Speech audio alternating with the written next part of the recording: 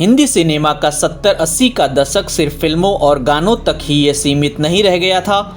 यहाँ के gossips, glamorous hero heroine के बीच कलेश और लव ट्रायंगल भी खूब देखने को मिलते थे। कुछ पल तो ऐसे हैं जो आज तक चर्चा में बने रहे हैं, ठीक वैसे ही जैसे अमिताभ, रेखा, जया का नाम। कुछ ऐसा ही हुआ था 22 जनवरी 1980 की रात, जब ऋषि कपूर और नीतू कपूर 7 फेरे ले रहे थे और वहां जया बच्चन की आंखों से टप टप आंसू बह रहे थे।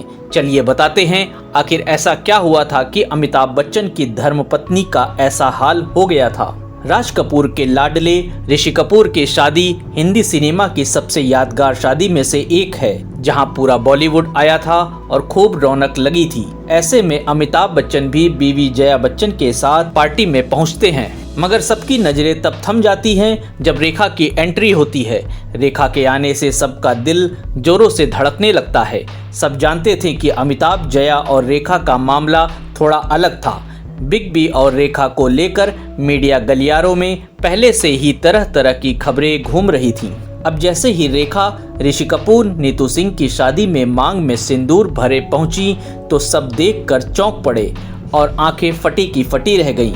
लोगों का दिमाग तुरंत इस सिंदूर को लेकर दौड़ रहा था कि आखिर ये किसके नाम का लगाया है। तरह तरह की बातें इस अंदाज को लेकर होती रही। फिर एक बार एक रिपोर्ट में इस किस्से को लेकर कुछ डिटेल सामने आई। सिनेब्लिट्स में दावा किया गया कि रेखा उस पार्टी में आरके स्टूडियो के गार्डन से सीधे पहुंची थी जहां रिसेप्शन चल रहा था। वह गार्डन में खड़ी थी और उनकी नजरें अमिताभ बच्चन पर ही ठहरी हुई थी, जो उस वक्त डायरेक्टर मनमोहन देसाई से बात कर रहे थे। फिर कुछ देर बाद रेखा अमिताभ बच्चन के पास गईं और उनसे बातचीत करने लगी। यासिर उस्मान की किताब रेखा द अनटोल्ड स्टोरी में इस कहानी को डिस्क्राइब किया गया है। वह बताते हैं कि रेखा ने उस दिन सफेद साड़ी, लाल बिंदी और मांग में सिंदूर सजाया था। सब कैमरे रेखा को देखते ही घूम पड़े थे। ये पहला मौका था जब रेखा को सब ऐसे अवतार में देख रहे थे। कोई कह रहा था कि क्या रेखा ने शादी कर ली है, तो कोई कुछ।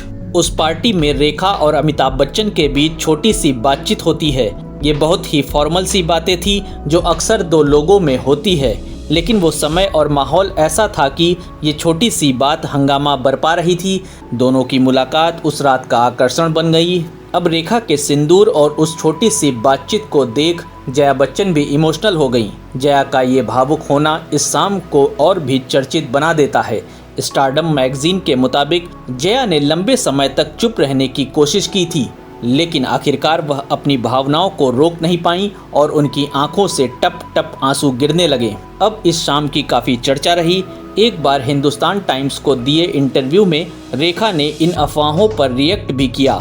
उन्होंने बताया कि सिंदूर और मंगलसूत्र पहनने का कारण क्या था। वह सीधे एक फिल्म की शूटिंग से आई थी और ऐसे में उन्होंने जो भी गेटअप लिया था वह उसी के साथ वहां पहुंच गईं। रेखा ने यह भी कहा, मुझे लगता है कि सिंदूर मेरे पर काफ़ी शूट करता है।